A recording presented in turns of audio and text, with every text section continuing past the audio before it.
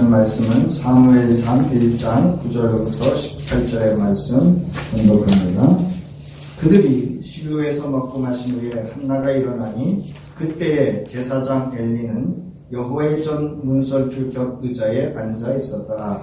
한나가 마음이 괴로워서 여호와께 기도하고 통곡하며 소원하여 이르되 만군의 여호와여, 만일 주의 여종의 고통을 돌보시고 나를 기억하사 주의 여종을 잊지 아니하시고 주의 여종에게 아들을 주시면 내가 그의 평생의 그를 여호와께 드리고 삭도를 그의 머리에 대지 아니하겠나이다.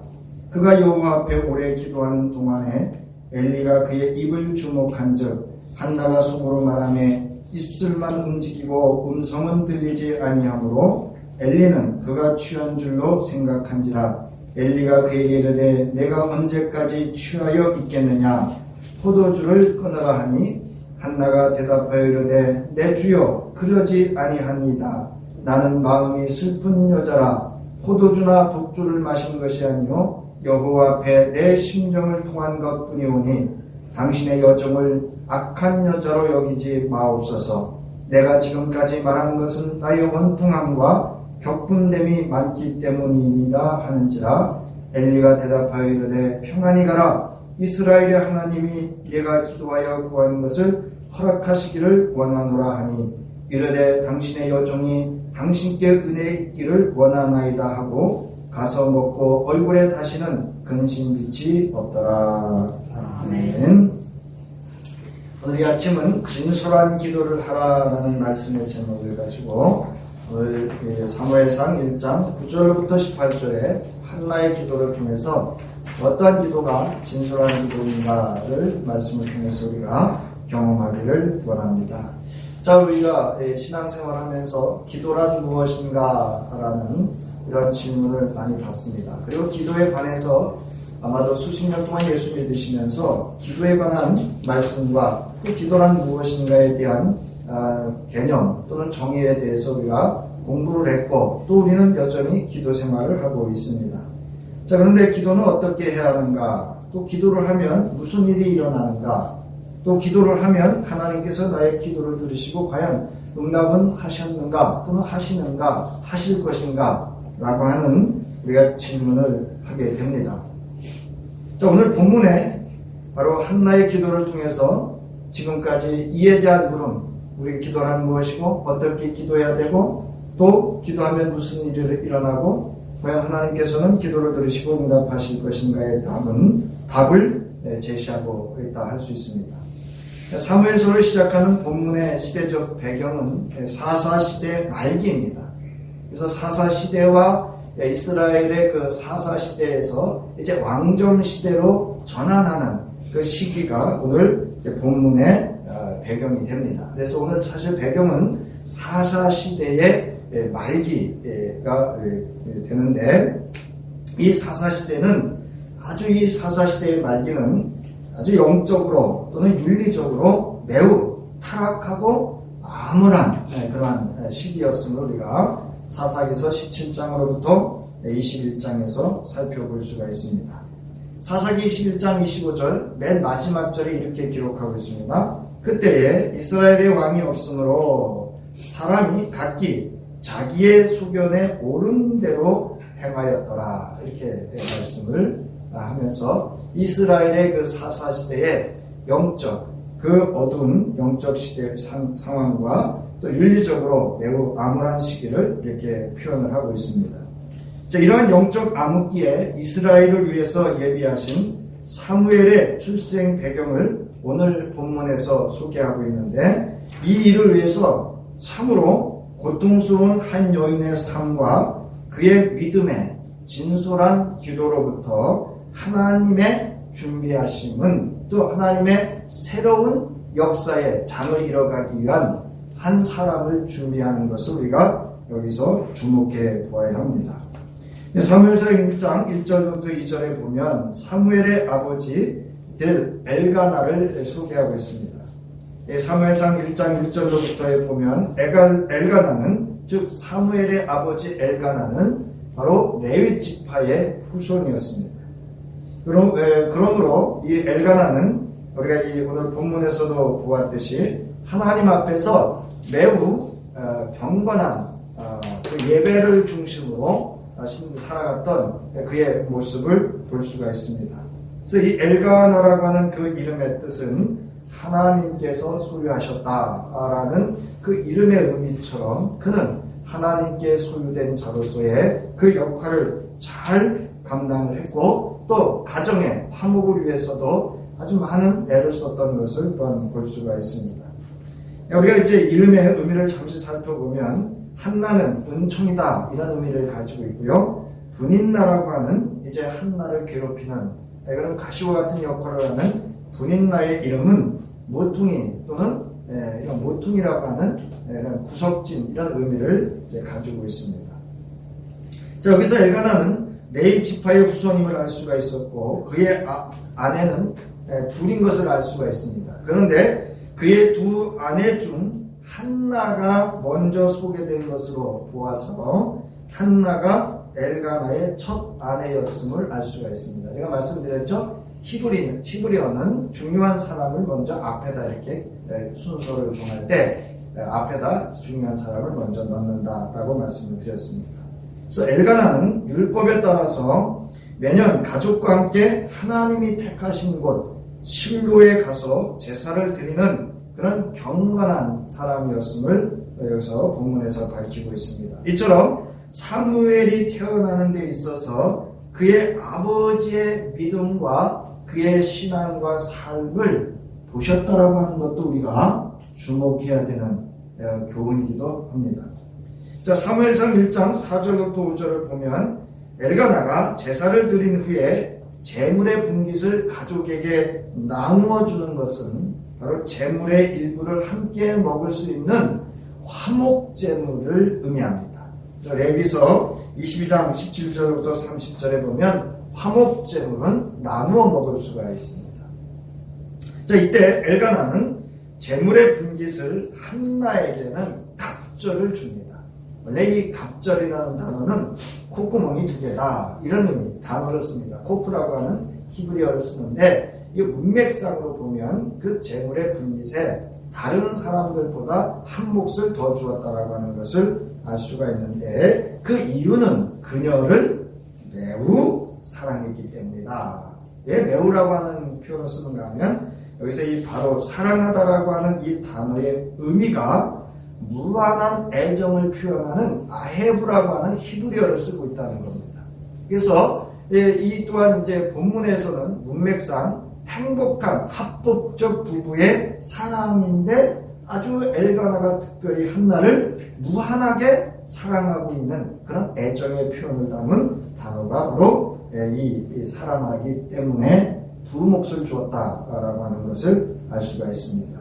그래서 여기 사랑이라는 단어는 오늘날 우리말로 말하면 열애입니다. 열애. 열렬히 사랑하는 것.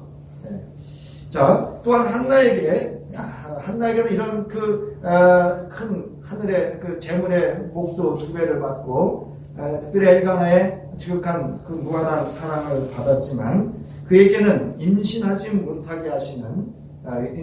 못하는 그런 고통이 있는데 바로 이어서 나옵니다. 한나가 임신하지 못하는 것은 그의 질병 때문도 아니고 그때 그에게 문제가 있는 것이 아니고 여호와께서 그를 잉태하지 못하게 하고 있다. 이렇게 분명하게 밝히고 있습니다.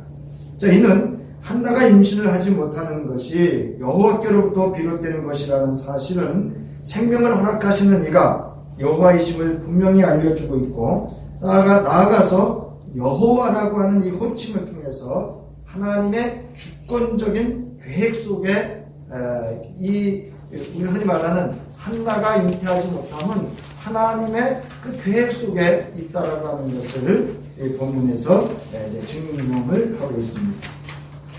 자, 그런데 고대 이스라엘에서 결혼한 여자가 아이를 낳지 못한다는 것은 매우 고통스럽고 아주 큰 괴로움이었습니다. 왜냐하면 고대 근동 세계에서는 결혼한 여자가 결혼한 여자의 부임은 곧 신의 저주다. 이렇게 여겼습니다. 우리 문화에도 그런 문화가 있었잖아요. 칠거제인가 뭐 해가지고 결혼한 여자가 아들을 낳지 못하면 오늘날로 말하면 이혼하는 그런 조건이 되는 그런 시대도 우리에게도 있었습니다. 자, 이 자체로도 한나는 매우 괴로운 나날들을 보내고 있었는데 오히려 남편의 사랑은 그에게 짐이 되었고 그녀에게 어떻게 보면 괴로움과 고통을 더하였다라고 할 수 있습니다. 자, 그런데 6절로부터 8절에 보면 이런 한나에게 분인나라고 하는 여인이 그를 조롱하고 격분시킵니다. 여기서 분인나는 한나의 적수이고 그녀는 한나를 심히 격동시키며 괴롭히고 있는 여인으로 소개하고 있습니다. 여기 적수라는 말은요, 경쟁자다 이런 뜻입니다. 그래서 여기서 말하는 적수라고 하는 것은 경쟁자의 아내다.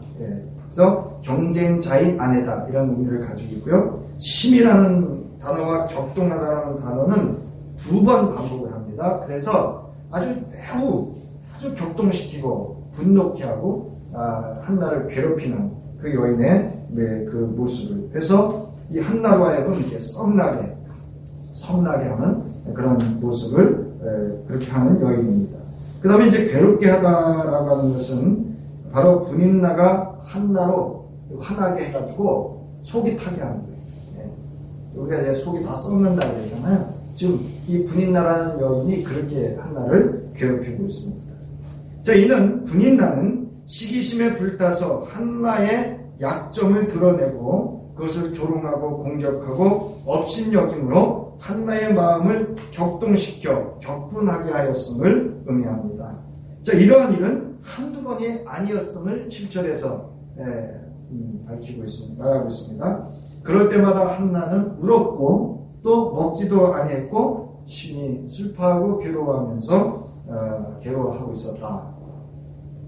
자, 그런데 엘가나는 이러한 한나를 향해서 전심을 다하여 사랑하는 마음으로 슬픔에 잡혀있는 한나를 위로하였지만 그것으로 그녀의 마음이 위로받을 수는 없었습니다. 이게 바로 사람의 한계입니다.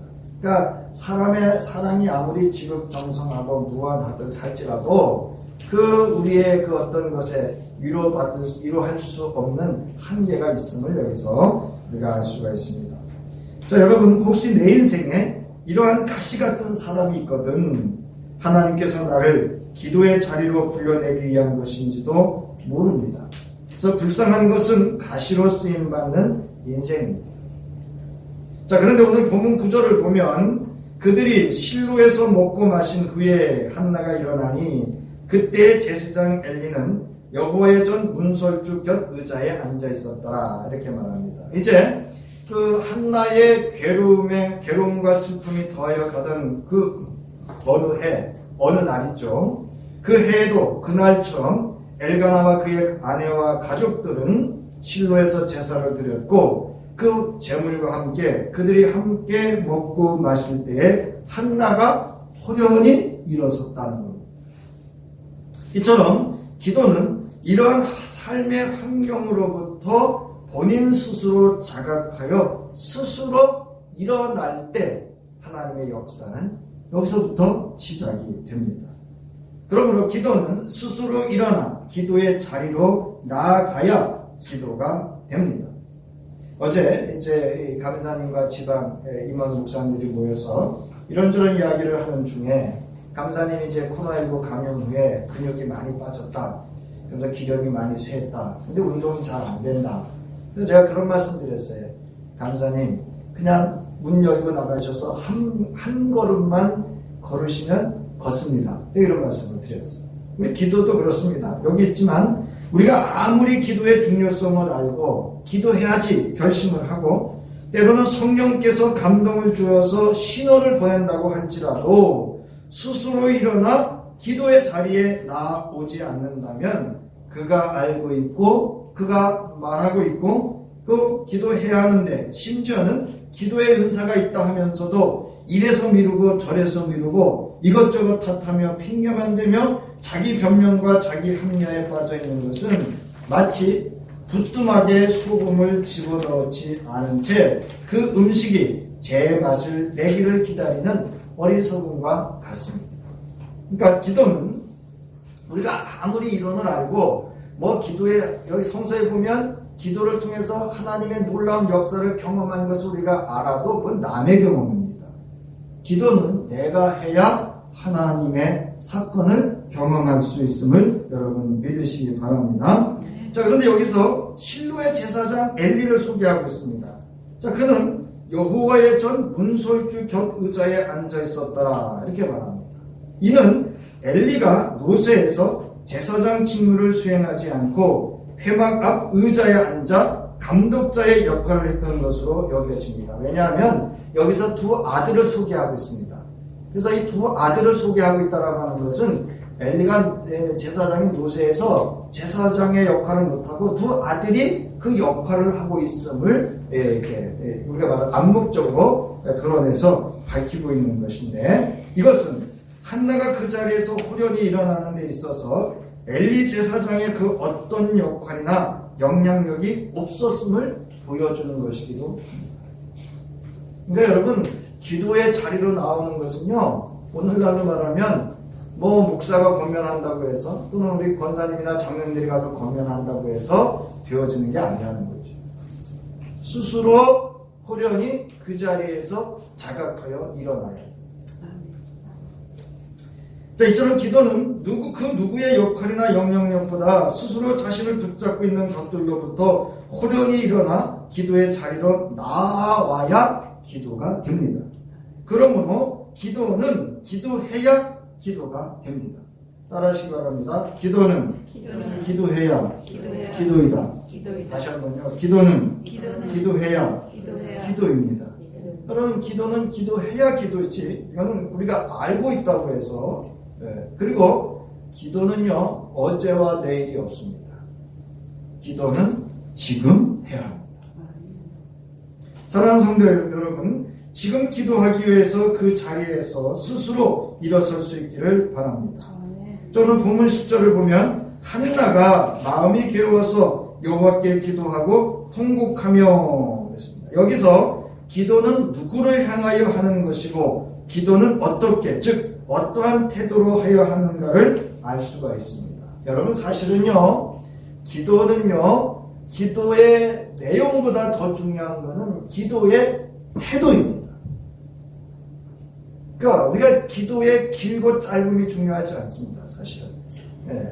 물론 이제 여기도 한나도 오래 기도합니다. 그렇지만 그렇게 기도할 수 있는 것도 그 태도가 되어지지 않으면 그 기도의 오래함은 오히려 본인만 힘들게 할 수도 있습니다.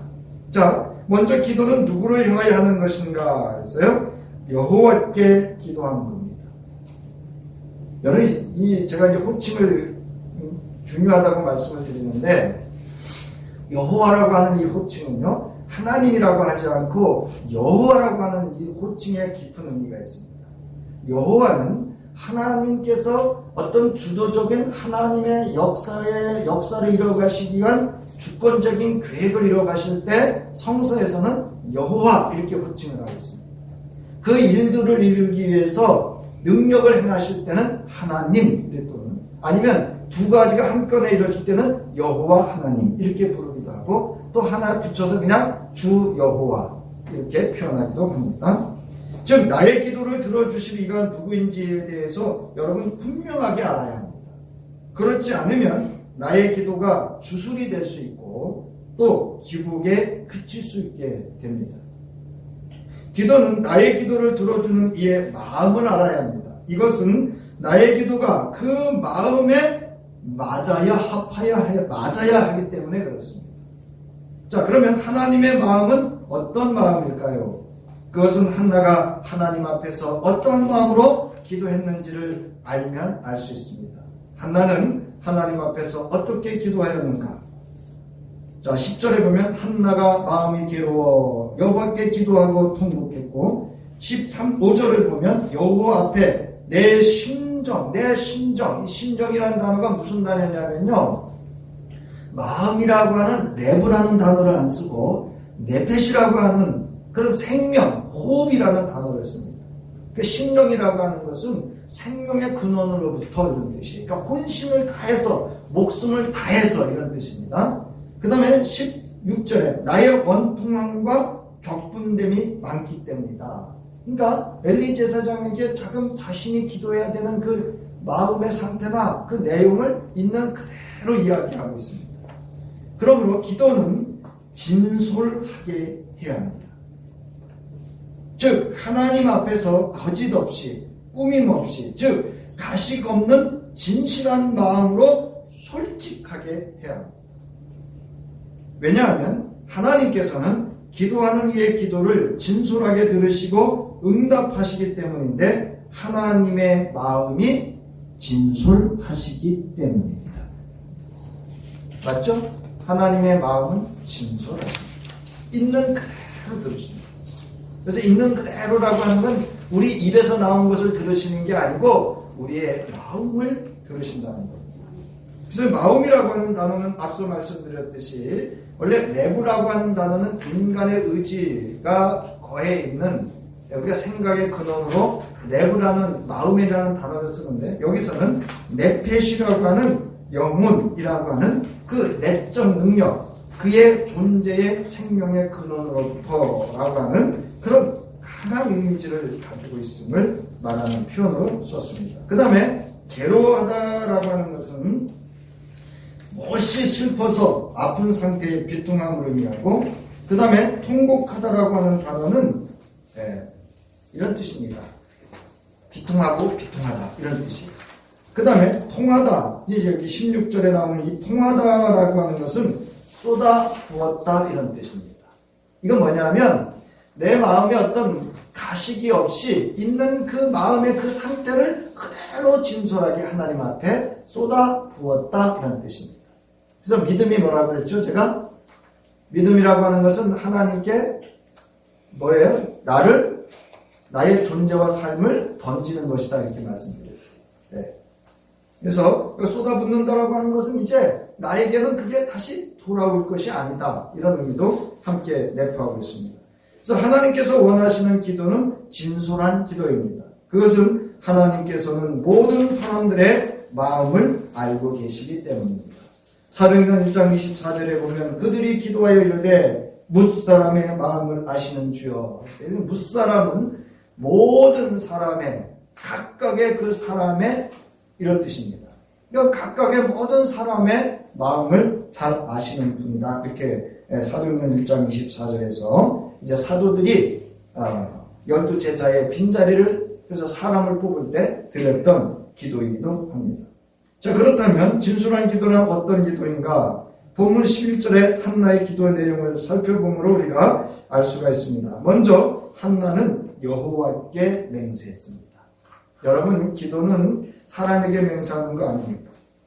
자, 여기 보면 한나가 소원하여 이르되, 이렇게 되어 있는데, 원래 소원하다라는 말 그 자체는 맹세하다, 이런 뜻이고요. 이르다라는 단어는 약속하다, 그런 의미를 가지고 있습니다.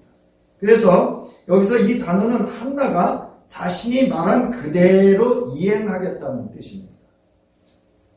이것이 바로 한나의 진솔한 태도와 진솔한 기도임을 알 수가 있습니다. 아마 이런 말씀 들어보셨을 거예요. 기도한 대로 어떻게 하라고요? 살아라. 이런 말씀 들어보셨죠? 내가 기도한 대로 살아라, 이런 말씀 들어보셨을 겁니다. 자, 그런데 우리는 얼마나 하나님 앞에서 이번에 이 기도만 들어주시면 내가 뭐 하겠습니다, 이렇게 했는데, 들어주셨는데도 우리는 싹 잊어버릴 때가 참 많았을 겁니다. 이건 저도 예외가 아니죠. 두 번째로 한나는 여호와의 주권을 인정했습니다.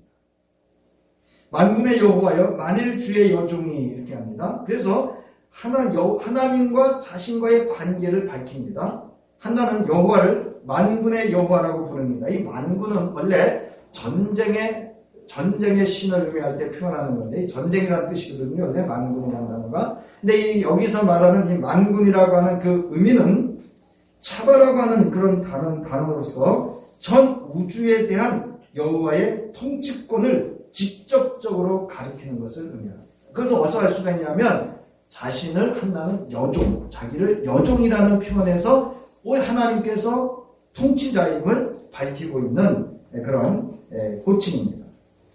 따라서 우리의 기도가 과연 하나님의 주권을 인정하는 기도인지 아니면 내가 원하고 바라고 이루고자 하는 것만을 들어주셔야만 하는 하나님인지를 우리는 살펴보아야 합니다. 하나님의 주권을 인정하지 않는 기도는 진실한 기도가 될 수가 없습니다. 욥기서 1장 20절부터 22절에 보면 특별히 21절에 이르되 내가 모태에서 알몸으로 나왔은즉 또한 알몸이 그리로 돌아갈지라 주신 이도 여호와시요 거두신 이도 여호와시오니 여호와 이름이 찬송받으실지니하다. 저는 지금 성서에서 이 욥과 같은 이런 어려움을 당한 인생은 전무후무하다 이렇게 볼 수도 있을 정도입니다. 그럼에도 그는 하나님을 원망하지 않고 그는 진솔하게 자신의 기도를 드리는 것을 알 수가 있습니다. 자, 욥은 자신의 처한 상황에 대해 진솔하게 기도할 뿐입니다. 여호와의 주권을 인정하는 사람은 하나님을 향하여서도 사람을 향하여서도 불평하거나 원망하지 않습니다. 불평과 원망은 하나님의 주권을 인정하지 아니할 때 그리고 기도하지 아니할 때 나오는 것입니다. 또한 하나님의 주권을 인정할 때 어떻게 하면 응답받는 기도의 기술을 배우는 것이 아니라 하나님께서 원하시고 응답하는 기도가 무엇인지를 깨달을 수 있기 때문에 그렇습니다.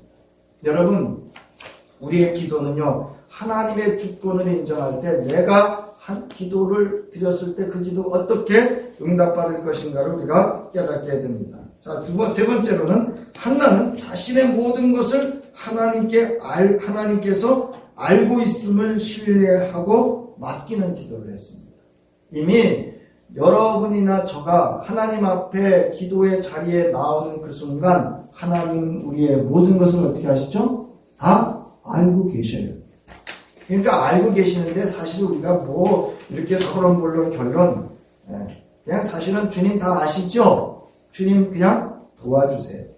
제가 어제도 말씀드렸어요. 어려우면 도움을 요청하는 것도 용기다. 그것도 믿음이다. 주여 나를 잘 아시죠? 나를 불쌍히 여겨주세요. 나를 도와주세요. 나를 구원해주세요. 이것은 매우 중요한 기도의 태도입니다. 주의 여중의 고통을 돌아보시고 주의 여중을 잊지 아니하시고 즉 그녀가 여호와를 신뢰함에 대한 그의 믿음, 그녀의 신뢰가 하나님 보시기에 결코 흔들리거나 변하지 아니할 것임을 보여주는 자신의 감정을 넘고 환경을 넘고 자신에게 어떤 결과를 응답하실지라도 모든 것을 여호와께 맡기고 신뢰하는 그녀의 진솔한 믿음의 고백이 담겨있는 기도입니다. 내 마음 안에 의심을 품은 채 과연 나의 기도를 하나님께서 들어주실까라고 하며 드리는 기도는 기도가 아닙니다. 야고보서 1장 5절로 8절 너희 중에 누구든지 지혜가 부족하거든 모든 사람에게 후히 주시고 꾸짖지 아니하시는 하나님께 구하라. 그리하면 주시리라. 오직 믿음으로 구하고 조금도 의심하지 말라. 의심하는 자는 마치 바람에 밀려 요동하는 바다 물결 같으니 이런 사람은 무엇이든지 주께 얻기를 생각하지 말라. 두 마음을 품어 모든 일에 청함이 없는 자로다. 여러분 기도하셨으면 하나님께 맡기시기 바랍니다.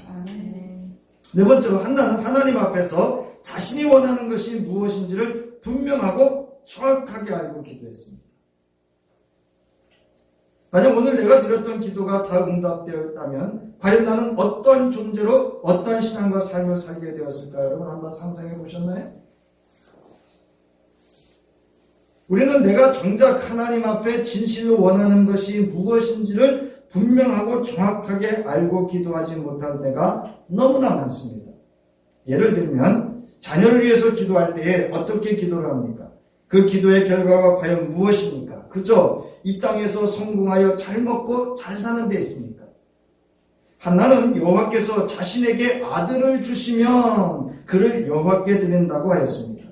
과연 오늘 자녀를 위하여 우리는 이런 기도를 드리고 있는가 하는 것입니다.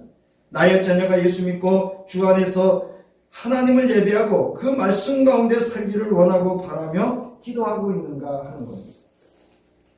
이러한 진솔한 기도를 드리고 있는지 드릴 수 있는지 오늘 이 아침 한나의 기도를 통하여 진솔하게 우리 자신들을 성찰하고 이러한 기도를 드릴 수 있기를 간절히 바랍니다. 그래서 자녀들이 그저 세상에서 잘 먹고 잘 사니까 근심 걱정 없으니까 뭐 교회 안 나가도 뭐 잘 먹고 잘 살고 그러니까 염려 없으니까 아니요. 우리 그 자녀들이 여호와께 드려지는, 그래서 사무엘처럼 그 삶 가운데 그 직장에 있든지 무슨 일을 하든지 그 가운데서도 하나님 앞에 귀하게 쓰임받는 하나님의 사람 될 수 있기를 위해서 여러분 기도해 주시기 바랍니다. 예수께서도 겟세마네 동산에서 하나님 앞에서 자신이 원하는 것이 무엇인지를 분명하고 정확하게 알고 기도했습니다. 그럼 이게 거짓 없는 기도 아닌가요? 진솔한 기도 아닌가요? 마태복음 26장 40절 다시 두 번째 나아가 기도하여 이르시되 내 아버지여 만일 내가 마시지 않고는 이 잔이 내게서 지나갈 수 없거든 아버지의 원대로 되기를 원하나이다. 우리는 꼭 내가 구하는 대로만 되어줘야 응답받았다고 하는데 사실은 그게 아니죠. 누구 뜻대로? 하나님이 원하십니다. 여러분 기도할 때 내가 원하는 것이 무엇인지를 분명히 알고 기도하셔야 돼요. 안 되면 적어놓고라도 하셔야 돼요. 그 다음에 다섯 번째, 한나는 여호와 앞에 오래 기도했습니다. 이 말은 사람들을 의식하지 않았다는 거예요. 오직 여호와 앞에서 하나님만을 의식하며 기도했다는 것입니다. 오늘 왜 우리가 기도를 하지 않습니까? 여러 가지 그 이유 중에 하나는 사람들을 의식하기 때문일 가능성이 많습니다. 기도하지 않는 이유 중에 기도의 환경이나 유형, 어떤 사람이 소리내서 기도해서 나 기도 못해, 어떤 사람은 방언을 해서 나 기도 못해, 기도가 하여튼 여러 유형들 때문에 기도하지 않는 이유도 있습니다. 혹시 누가 내 기도를 들을까? 나의 비밀을 알면 어떻게 할까? 그리고 누군가 자신의 기도에 대하여 이러쿵저러쿵 말한 것을 듣게 되면 기도를 포기하거나 안 하는 이들이 있습니다. 기도는 사람들을 의식해야 하고 안 하는 것을 정하는 것이 아니라 기도는 하나님 앞에서 하나님을 의식하며 하는 것이 진솔한 기도입니다. 사람 보이기 위해서 하는 기도 아닙니다. 한나는 엘리 제사장이 자신을 주목하여 지켜보고 있음을 의식하지 않았습니다. 심지어는 그녀를 술에 취한 여인으로 여겨 그녀의 기도가 무가치하다고 하며 포도주를 끊으라고까지 했습니다. 그러나 그녀는 사람이나 사람들의 말을 의식하지 않고 기도를 쉬지도 포기하지도 않고 몰입하여, 왜? 자신이 원하는 것이 분명히 뭔지를 알았기 때문에 몰입할 수 있었습니다. 여호와 앞에서 오래 진솔한 기도를 할 수 있었습니다. 이 오래라는 단어가 뭔지 아세요? 오래라는 단어는 기도의 내용이 증가했다 이런 뜻이에요. 그래서 여기 그 16절에 한나가 이러죠. 나보고 악한 여자를 할 때 악하다라는 말이 무슨 뜻이냐면 소용없다 이런 뜻이에요. 내가 하고 있는 이것이 소용없다, 무가치하다 이렇게 말씀하지 마십시오 이런 뜻이에요. 여러분 우리의 기도의 자리에 앉아있는 여러분의 그 기도하는 그 순간은 무가치한 시간이 아닌 걸 믿으시기 바랍니다. 여러분이 어떤 이유로 나오셔서 5분을 하셨든 10분을 하셨든 예배 시간에 하셨던 그 기도는 다 의미가 있고 가치가 있는 것을 믿으시기 바랍니다. 왜죠? 하나님 앞에서 드렸기 때문입니다. 여러분 사람 의식하지 마십시오. 자, 그 다음에 마지막으로 이제 말에 대하여 인정했습니다. 이게 무슨 뜻이냐면 한나는 자신을 술 취한 여자로 여겨 오해하고 책망하며 그녀의 기도가 무가치하고 소용없음을 말하는 엘리 제사장의 말에 대하여 그 권위를 인정하고 받아들이는 겸손함을 보였습니다. 진솔하게 대하죠. 왠지 아세요? 사람을 의식하지 않는 기도였기 때문에 그 제사장도 무능해요. 노세에서 아무것도 할 수 없어요. 충분히 그래요. 자기나 기도하지 누구한테 잔소리야? 이렇게 한나가 말할 수 있는데도 그러지 않았어요. 하나님의 권위와 그의 입술에서 나온 말에 대해서 존중했다라고 하는 걸 우리가 알 수가 있습니다. 자, 그리고 그녀의 믿음을 본 엘리 제사장이 평안히 가라. 이스라엘의 하나님이 내가 기도하여 구한 것을 허락하시기를 원하노라. 오해가 풀린 엘리는 한나의 간구에 하나님께서 응답해 주실 것을 기원했습니다. 이게 여러분 하나님의 권위입니다. 여러분이 볼 때는 참 무능해 보이고 부러워하시는 분인가, 그래도 그 입술에서 나온 이 짧은 기도가 한나를 위로했고 힘이 됐고, 이제 보세요. 한나가 다시 그 자리로 돌아가서 다시는 얼굴에 근심의 빛이 없더라. 하나님의 음성으로 들었다는 겁니다. 자, 보세요. 이 엘리 제사장을 뭐라고 부르냐면 주여 이렇게 부릅니다. 여기 주여라는 뜻은 사실은 선생님이여 이런 의미도 있고요. 존칭어를 상징합니다. 그가 신이라는 뜻은 결코 아닙니다. 당신의 여종이 당신께 은혜 있기를 원하나이다. 여기서 한나의 응답에서 은혜라고 번역된 것은 그 문맥상의 의미가 뭐냐? 지원과 인정을 의미합니다. 이제 한나는 자신에 대한 오해를 풀고 제사장 엘리의 인정과 지원받기를 원하기를 표현했습니다. 제가 말씀드리잖아요. 그래서 여러분 기도가 필요하시면 제게 요청하시라고. 이게 좀 어려울 수도 있어요. 한 번이 어려워요, 여러분. 또 목사님한테 얘기하면 또 교인들 다 하는 거 아니야? 제가 그렇게 어리석지 않습니다. 한나는 자신이 기도하기 위하여 일어섰던 그 자리로 돌아가 가서는 먹고 얼굴에 다시는 근심의 빛이 없었다. 이렇게 성서는 기록하고 있습니다. 이것이 진솔한 기도를 드렸던 여호와 앞에서의 한나의 진실한 마음을 볼 수가 있습니다. 이제 한나는 자신의 기도를 여호와께서 들으시고 기억하시고 응답하여 주실 것을 확신하고 있음을 알 수 있습니다. 마태복음 6장 17절부터 18절에 너는 금식할 때에 머리에 기름을 바르고 얼굴을 씻으라. 이는 금식하는 자로 사람에게 보이지 않고 오직 은밀한 중에 계신 네 아버지께 보이게 하려 함이라. 은밀한 중에 보시는 네 아버지께서 갚으실 것이다. 사랑하는 성도 여러분, 나의 기도는 누가 들으시면 됩니까? 여러분의 기도는 누가 들으시면 돼요? 여러분, 사람이 하는 게 중요하지 않아요. 여러분, 하나님이 들으시면 돼요. 사무엘상 1장 19절 여호와께서 그를 생각하신지라. 여기 생각하셨다라는 것은 기억하셨다는 거예요. 여기서 이 단어는 여호와께서 기억이 나게 하셨다. 그러니까 여호와로 하여금 기억이 나게 하셨다, 이런 의미입니다. 한나의 기도를 들으시고 그녀가 간구한 내용을 기억하신다는 의미로서 그녀의 삶 속에 그녀가 간구했던 내용을 이루어 주신다는 의미로 사용되었는데, 그리고 이러한 상황 진전이 얼마나 원활하고 즉각적으로 이루어졌는지를 강조하는 단어로 사용되었습니다. 20절, 19절 보세요. 그들이 아침에 일찍 일어나 여호와 앞에 경배하고 돌아가 라마의 자기 집에 이르니라. 엘가나가 그의 아내 한나와 동침함에 여호와께서 그를 생각하신지라. 그날 밤에 돌아간 그날 아침에 일어나서 제사를 드리고 돌아간 그날 밤에 응답하셨다.